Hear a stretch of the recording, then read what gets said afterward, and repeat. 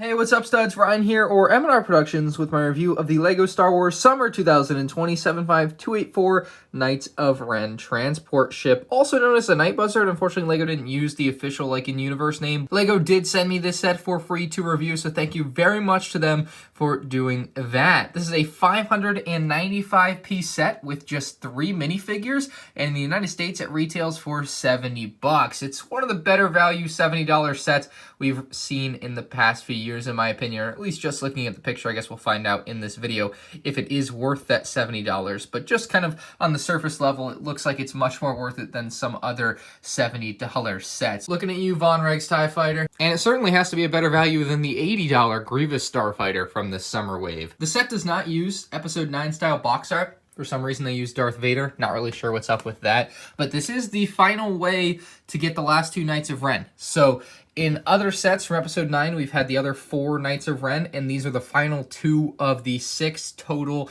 Knights of Ren. So you're going to need this set to complete that collection if you want to get all the Knights of Ren, or you could buy them on eBay or Bricklink, but they'll probably be $20 a piece, and at that point, you may as well spend the extra $30 and get the entire set. You're also getting a reused array. We'll get into that a little bit later. But yeah, very nice all-black design there shown off on the back of the box. It's a very long vehicle, so I'm actually excited to build it, and, shows off the features, and the Pisana box art is nice. It's just kind of a desert, though. But yeah, let's open this thumb-tabbed box up. Inside the box, you'll find the 4 numbered bags here. Set those off to the side, and then you have a instruction manual. The instruction manual, just like any other LEGO instruction manual, with no special adverts or anything that you won't really see in other sets. Let's take a look at the figs. The Rey minifigure is exactly the same as what you see in the Pisana Speeder Chase set, so if you were just looking for the cheapest way to get the Episode 9 Rey figure, that would be the set at $40 and not this one at $70, but it's still a nice Rey figure. It doesn't change the fact that it's good and fits the set just because it's reused in this case. She's got an angry face, and on the other side, she has a slightly happier face. It would have been nice if we had gotten some unique face prints for this figure, even if they didn't change the robe look. I think that showing some teeth or something would have been a little bit unique and nice to have, but unfortunately they just left it exactly the same. Not a bad thing, but not necessarily the best thing they could have done either. As mentioned prior, this is the way to get the final 2 Knights of Ren, and the first one here is Kuruk, K-U-R-U-K. I may have mispronounced that, but that is how it is spelled. His helmet reminds me of a Scout Trooper helmet from some angles, but obviously not quite the same looking at it from dead on there. It's very unique. It's a mold that we'll probably never see again, only ever to be used on this particular character, which is kind of a cool fact about it. It's got a unique torso, leg, and waist print that you won't be seeing elsewhere either, because again, unique to this character. Nice back print on there. He's holding a pretty simple weapon compared to a lot of the other Knights of Ren that LEGO has put out there, to be honest. Underneath the helmet, you'll just find a black head. Unfortunately, there are no faces to these guys. It kind of is cool, though. It's very reminiscent to me of the early days of LEGO Star Wars with Clone Troopers, where there would just be black heads underneath, so I'm all for it. I think that that's kind of a cool nostalgia thing that may go underrated for some people, even though other people will be like, oh, why didn't they put a face on there? That's lazy. But yeah, it's fine to me. Not a big deal. Nice figure to have. The other Knight of Ren in the set is Cardo, and he's got a much cooler weapon than Kuruk, I must say. Much more complex as well. A lot of these Knights of Ren weapons have been very complex from LEGO, which is nice. He has got quite the arsenal on his torso there. Nice back print there as well, very simple. And while it looks similar to Kuruk's, it is actually slightly different. And of course, the black head underneath. Great figure selection overall. Externally speaking, just from a display point of view, the Knights of Ren transport ship, I'm going to call it the Knight Buzzard because that's shorter and easier to say, is good looking. I actually genuinely like the way that it looks externally speaking. It was a fun build process and one that is somewhat challenging. There's just some somewhat tough things to put together with the Technic interior, or skeleton. It's more of a proper term, I feel like. But I do feel like the set nails the shape of the ship pretty well, and it is decently accurate, especially for a $70 set. I think that could go underlooked in this case, that the set is relatively cheap compared to some other Star Wars sets out there right now.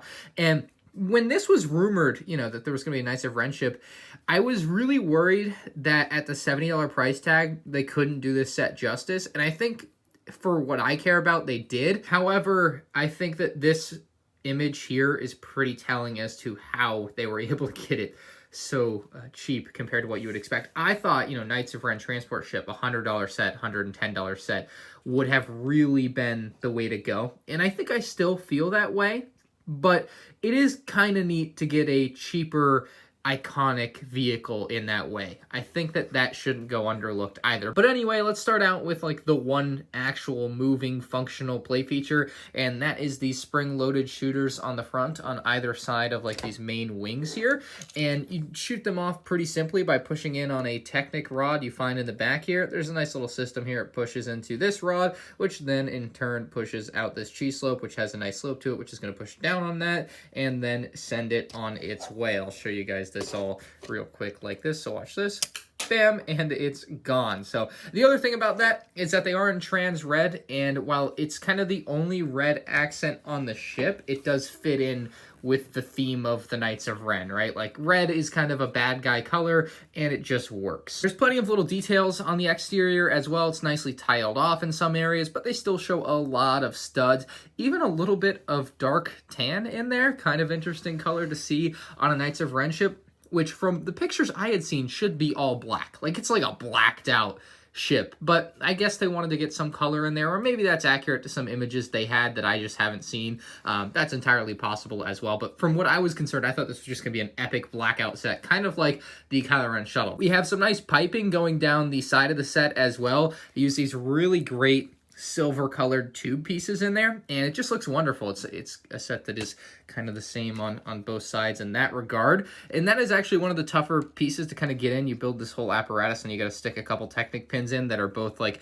independent of each other. It's just hard to get them to go in there without kind of bending out of the way. Just not the most fun part of the set. The backside is going to have the engines, which look good but aren't like the sturdiest things. You can see they move around quite a bit when I grab them because they only have this one area where they're attached, so you can't really lift it up by them like you may be thinking you could or want to. You really want to grab the set at the back here and hold it like this. That's really the main way to hold it. Maybe two hands if you're a little kid and you aren't as strong, but I would assume most people can just hold it with one hand like this and be just fine.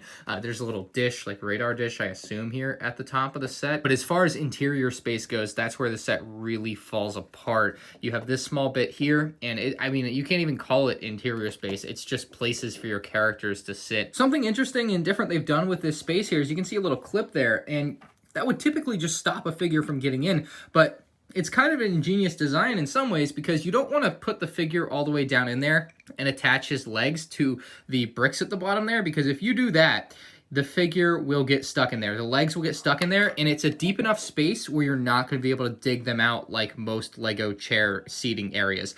That would be a huge, huge problem. So the other thing with that is they could have put a tile at the bottom of that very easily. You'd say, oh, why didn't they just put a 2x2 tile at the bottom of that? Well, if they put a 2x2 tile at the bottom of that and they don't have this clip here, the figure sits in there just fine. However, when you want to fly the ship around and perhaps flip the ship upside down, the figure's going to fall right out. So for kids playing with it, that'd be a huge deal. But if you put the legs in at an angle, you can actually get the characters to sit in there just fine like that.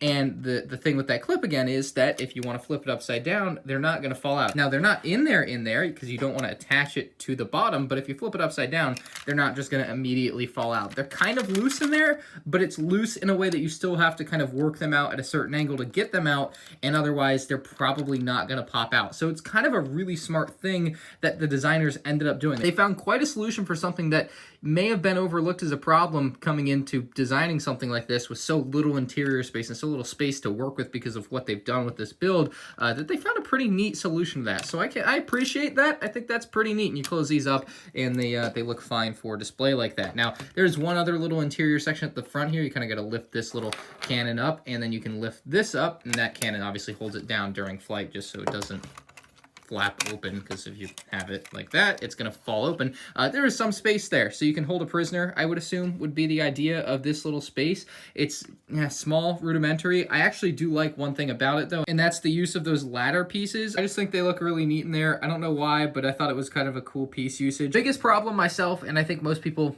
watching this video will have with the set, is what you see underneath here, and it's just a whole bunch of nothing. Pretty disappointed by this. There's just no interior space at all on a playset at that, you know. I see people complain about there being no interior space in UCS sets. Don't care about that. This is a playset. It's made to play with. Should have space for your characters to sit inside and mingle around, and in this case, there is just nothing for your guys. Like, there's a little jail cell and the little seats where their heads pop out, but that's it. That's all you got, and it's really kind of sad to see a set like this kind of skimp out in that way. I mean, obviously they would have had to make it more expensive to kind of fill this in, but that's what I was kind of expecting when I first saw this set, and having it in hand, just not as great as I had hoped. I think that this is a pretty middle of the road 7.5 out of 10 type of set.